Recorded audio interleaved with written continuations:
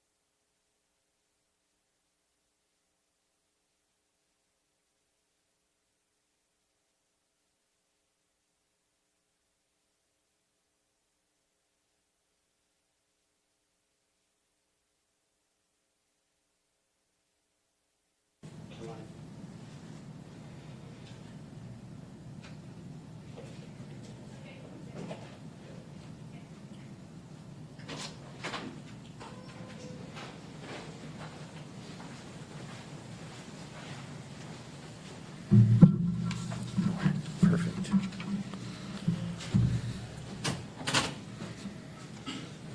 All right. Well, good morning, everyone. My name is Brian Hammond, and I'm the chairman of the Lee County Board of County Commissioners. I'm joined this morning by Commissioner Ray Sandelli, our Sheriff Carmine Marceno, Commissioner Kevin Ruane, our County Manager Dave Harner is here, and our Public Safety Director Ben Abus also has joined me this morning. Well, this is our 8:30 a.m. update on Hurricane Idalia. As you know, overnight, Idalia became a hurricane, and it's actually projected to rapidly intensify later today. They are expecting that the hurricane will make landfall somewhere near the Big Bend of Florida around midday tomorrow. So we'll continue to monitor the forecast, and we encourage you to continue to monitor your local news and your local forecast, and also the forecast of the National Hurricane Center and the National Weather Service. Forecasters, as I mentioned, are calling for rapid intensification, which means it'll go from being a Category 1 storm to over a Category 3 storm in the next 24 hours. That's what they believe will happen. We know that the direct impacts from the storm will pass off of our coast. That's what the forecast says will happen. But we know that we will feel some indirect impacts here in Lee County. So we'll start to see some thunderstorms and some of those squall lines and feeder bands come across our area here later this afternoon. The one thing that we want you to keep in mind is to plan your day around that, so the weather will deteriorate here in Lee County throughout the course of the day. And we want you to also keep in mind that the winds related to this storm that will drive any kind of onshore or coastal flooding in our area will come after the eye has passed by our coast. So when you hear that the eye has passed by our coast, I think all of us will breathe a really nice sigh of relief, because we don't want to see that thing come our way. But we need to be aware still that the winds and the direction of the winds at that point could continue to drive potential flooding around our coastal areas. So just be vigilant overnight, and again, stay tuned to your local meteorologist.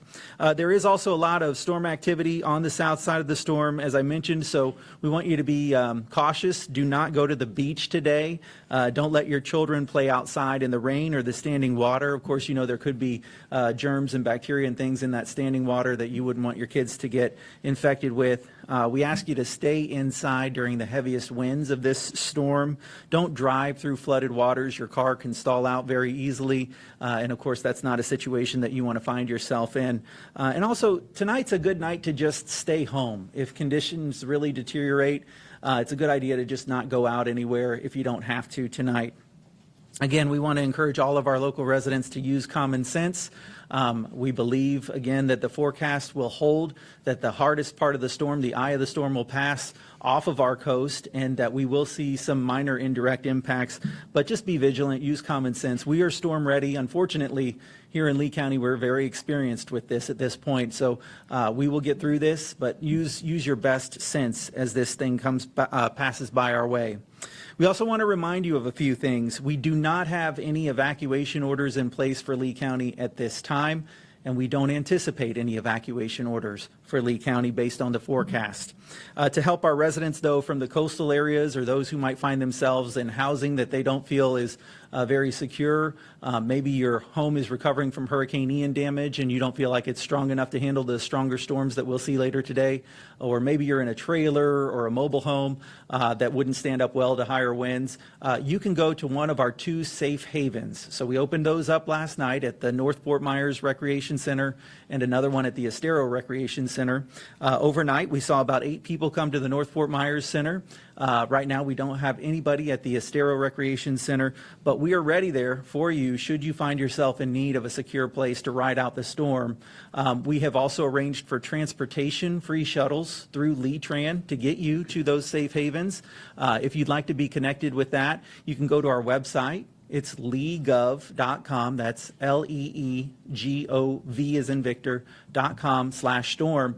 That's where you can find a way to get connected to Lee Tran to get those rides. You could also call United Way 211, and they'll help you make arrangements as well with those shuttles. Finally, we do want you to know that the last pickup for those shuttles will be sometime around 12:30 today for folks who live on the outer islands like Pine Island. We ask that because things are going to start to deteriorate with the weather conditions later this afternoon, that if you're going to go to one of those safe havens, that you do so before lunchtime, sometime around lunchtime. And again, you might want to bring things to those that will help you be more comfortable. You're going to come and you're going to be in a gymnasium. And so if you want to bring portable chairs, if you want to bring blankets or bedding or something like that to help yourself be more comfortable, that's a really good idea. And pets are allowed there as well. In fact, we'll have animal control officers on site to help deal with any of the pets that are there. Few reminders that Lee County government is closed today, so our government offices are closed today, and our regular curbside trash pickup is going on today. They're picking up the garbage cans right now curbside. They have reported no issues with that. Once your garbage has been picked up, go ahead and just bring your can inside so that if the winds pick up later, it doesn't fly away. So a few things to talk about what's next. We're going to continue to monitor the storm and the squall lines as they come through. The Emergency Operations Center is at its level 1 activation, so everybody from every department is here monitoring the storm and will be here 24 hours a day throughout the duration of this event. We're committed to providing regular updates to you all just like this. Go to leegov.com/storm or visit any of our social media platforms for regular updates throughout the day. We'll have another update just like this one probably around midday or later this afternoon if anything develops. And again, we want to just keep you abreast of any of the county developments as they happen. Right now, I'd like to introduce our Sheriff, Carmine Marceno, for a few updates from the Sheriff's Office. Thanks, Commissioner. Thank you so much. Appreciate it. Good morning. Thanks for being here. Updates from the Sheriff's Office. Overnight, my incident management team was here at the EOC. This team of specialized deputies monitor the storm and work together with our county leaders to ensure your safety, and will allocate Sheriff's Office resources throughout the county. The Real-Time Intelligence Center is also being used to track the hurricane and its path and monitor the different parts of the county that could be affected, utilizing the latest and greatest technology. On the waterways, the Marine Unit has 2 boats that will remain on the waterway, God forbid, in the event of an incident or an emergency response that's needed. My team continues to go above and beyond to make certain the great residents of Lee County are going to be safe no matter what comes our way. Last night, the Marine Unit made contact with the residents that are living on boats and close to the waterways to ensure they know about the incoming weather and how they can get ready to educate them to be safe during this event. We urge that boaters use extra anchors and seek harborage to get out of the wind. Areas in particular are Pelican Bay at Cayo Costa, Hurricane Pass, San Carlos Bay behind Fort Myers Beach, and downtown Fort Myers. We've seen how destructive Hurricane Ian can be, Okay, so we want to make sure we're covering all our grounds here. The homeless operations teams, the HOT teams, are working with Human Veteran Services to provide information and guidance for the residents that are transient in our community, to help those that don't have the ability to help themselves. Operations are ongoing. We will attempt to contact as many of the residents as possible. Ultimately, we want to make sure you're safe and secure, but ultimately, it's your decision, and accountability starts with you. Safe havens. Lee County Sheriff's Office personnel have been assigned to man the safe havens at Estero and the North Bay Recreation Centers. Ensuring your safety and security while you're there at a safe haven is very important to us. Patrol deputies in each district have been offering information to residents in the flood-prone areas. We are out there everywhere in this county educating people to make certain they know what's coming their way. We've secured our assets. Okay, Lee County Sheriff's Office will also, once this is the most important thing to understand, and this is why we want everyone to pay close attention. Mother Nature's unpredictable. When we sustain a wind of 45 miles per hour, everyone comes off the roadways. That's for our safety and for everyone else's safety, which means when you are in place and the winds hit 45 miles an hour, when you dial 911 and you need fire, EMS, or law enforcement, we're not responding until it's safe. So we want to make sure that you're in a safe place before that event. Okay, this happened during Hurricane Ian, and the great call takers continue. So my team is still going to take calls from 911, okay, and they get logged. And the second we're able to re-engage, all our resources that are deployed throughout this county, we will re-engage without waiting 1 second. But it's a great reminder for us to make certain we have an emergency plan once we're in place. You know, you need to be self-sufficient. I'll cover this. First of all, Lee County is a beautiful county. The residents are amazing. We have law and order, and people are safe and secure. And their safety is number one and paramount to all of us. I'll take a second, and I'll remind people, okay, with zero tolerance, this is looting, okay? Don't dare make that fatal error and try to loot in one of my great residents' home. I tell you this right now, you walk into someone's home, you're getting carried out. We're preparing for the worst-case scenario as a precaution. Our primary goal is always going to be your safety and security, and I can assure you that my team and our team here are ready for anything that comes our way, no matter what it is. Resources are deployed. We'll hope for the best, but we want you to know we're with you every step of the way, and we'll keep bringing you those updates. Thank you so much. Appreciate it. Thank you. Thank you, Commissioner. Absolutely. You know, I know I can speak for the entire Board of County Commissioners when I say thank you to the Sheriff's Office for keeping us safe out there. I also want to thank the folks with different fire districts and fire departments here in town, and the folks who work for Lee County EMS as well. So our first responders are out there ready to serve you and ready to take care of you throughout this storm, and they do so knowing that their families are at home, obviously just like you are watching the storm. So we have a tremendous debt of gratitude to them, to our first responders, and to the people who stayed here overnight monitoring the storm on your behalf as well. We do live in a beautiful county. We live in a county that is rebuilding from Hurricane Ian that hit us just 11 months ago. I couldn't be more proud of the progress we've made so far, and we will make it through this storm again, whatever it sends our way. And with that, I'll take your questions. Commissioner, the decision for the safe areas that are being, was that a board decision? Was that a staff decision? And how did it arise to go that route rather than open shelters in the event that this storm takes some kind of crazy turn? Yeah, so the safe haven decision was made basically out of a sense of compassion and also contingency planning for the people who live here in Lee County. We know that there are a lot of folks in Lee County who are still, first of all, still recovering from Hurricane Ian. You know, many of their home repairs have not been completed yet, and they might have wanted a place that they knew would be watertight and safe to ride out this storm in.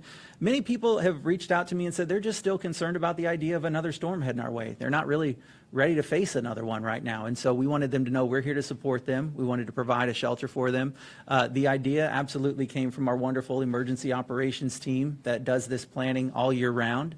And I definitely applaud them for the idea. It's one that has the full support of all of us on the County Commission. All right. Any further questions? Is there any staging areas for electric companies and things of that sort in the event that winds start to cause some problems? Yeah, you know, that's something that we plan for with every storm. For this storm, let me go ahead and toss it to Ben Abus, our Public Safety Director, to talk about what specifically they're doing right now. Thank you, Commissioner. We've been working with FP&L and LCEC on their contingency plans. We don't have any large staging areas for additional electric company staff that are staged here locally. Most of them are closer to the Tampa Bay area where the largest impacts are expected, but we are in constant communication with LCEC and FP&L.